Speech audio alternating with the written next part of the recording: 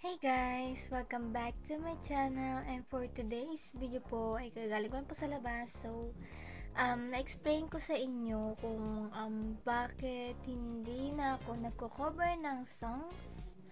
And as you know po, ay ang una ko po talagang upload po dito sa YouTube is about music and about covering songs po.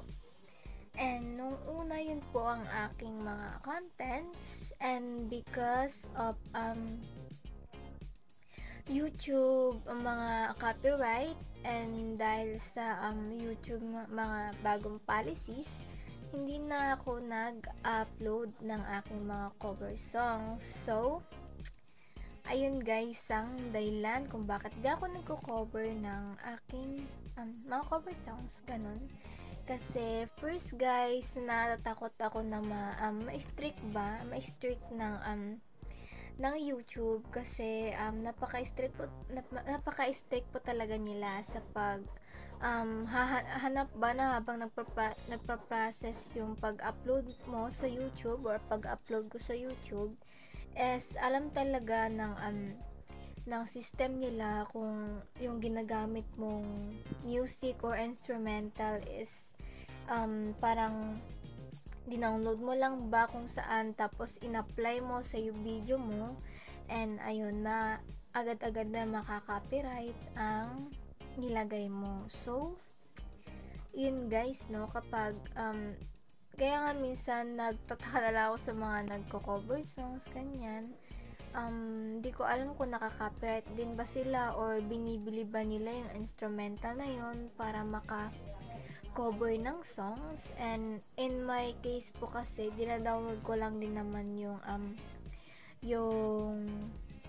dina-download ko lang din yung instrumental, tapos na lang ako magkakanta ganyan sa isang app, tapos sasabayan ko na lang yung instrumental. So ganun guys yung ginagawa ko, nagko-cover ako.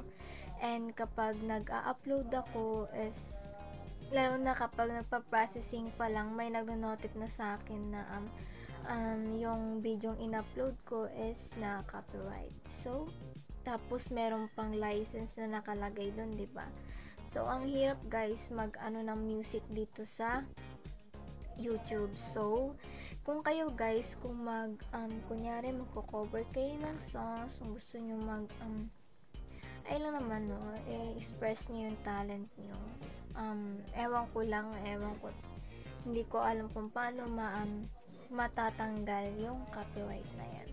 But yung iba ko kasing cover guys, dahil nga sa hindi siya ma-monetize or hindi siya parang share kayo ni YouTube na sa earnings, ayan, minimute ko na lang guys yung mga hindi na kaya na na parang naka-red na monetization. So yun yung ginawa ko, minute ko na lang siya para parang hindi pa matanggal sa views, diba? Kasi pinaghirapan ko naman yun. So and parang memories ko na lang din yun, na yung oras na yun or yung month na yun is doon ko in-upload. So kapag makikita nyo sa oldest sa aking YouTube, no, subscribe na kayo guys. Kapag makikita nyo sa oldest ko, makikita nyo guys from the highest views to low views ang aking cover.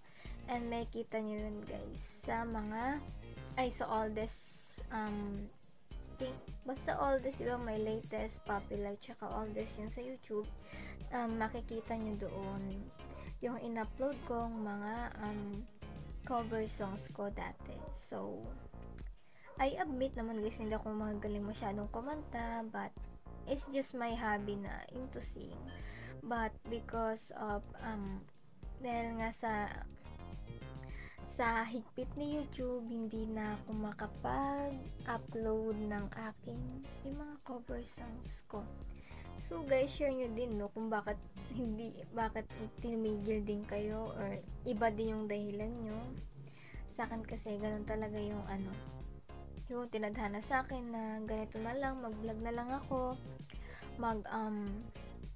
mag-upload na lang kung ano-ano, 'di ba? Para mabuhay lang ang aking YouTube. or kahit kaunti lang yung views ko, naiintindihan ko naman yun because hindi naman ako famous, diba, para mag-ano naman sa YouTube. So, ayun. Yun yung dahilan ko. Hindi na ako nagko-cover. But guys, if sakali lang, diba, kung gusto nyo naman bumalik yung parang old na ginagawa ko, yung cover, okay lang naman. Hindi ko lang natatakot lang talaga ako na baka mawala yung YouTube ko dahil parang ma-strict na nga yung YouTube ko, and gusto kong i-keep tong channel na to, no, hanggang saan, ayun, maging famous man sakali or ganun. Purpose ko lang naman kasi sa paggawa ng mga sa YouTube ko talaga is about music. Tapos hindi ko na parang kaya na laging ko na lang nakikita yung mga ina-upload ko is yung sa email, ang dami, tapos minsan hindi siya half pa yung earnings ko sa YouTube, and I need to kasi guys na mag-ipon para makatanggap ako ng payment ng YouTube kasi hindi pa ako nakatanggap dahil sa dami nga ng copyright ko sa pagko-cover. Ayun, kahit naman may description ng parang nag-upload ng instrumental na pwedeng gamitin, but still yung YouTube is so strict about sa pag-aano ng music. So ayun.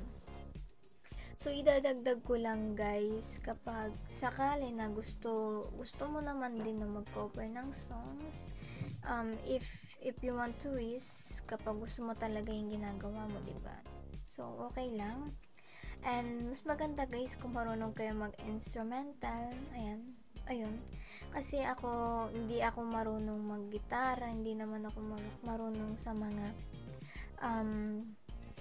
yung mga instruments ba na totoo, alam mo yun.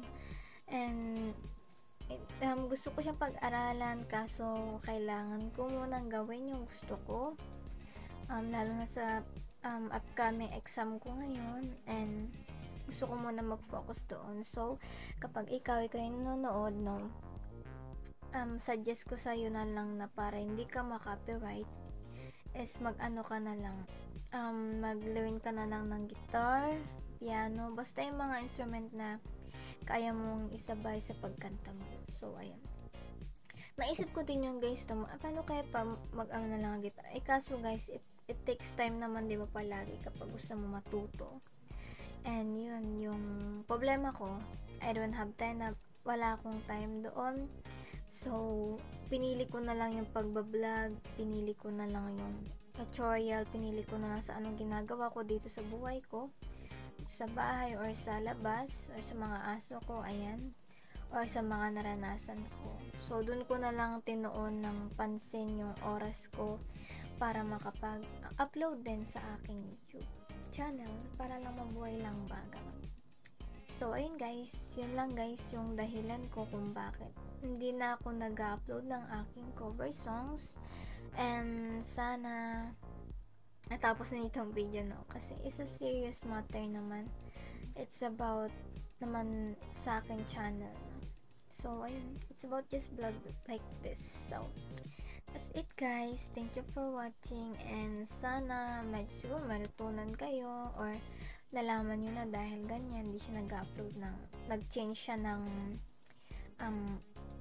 from cover songs to vlogs, tutorials, ganyan. So, that's it guys. Thank you for watching. So, bye! See you next na lang sa ating vlog. Bye!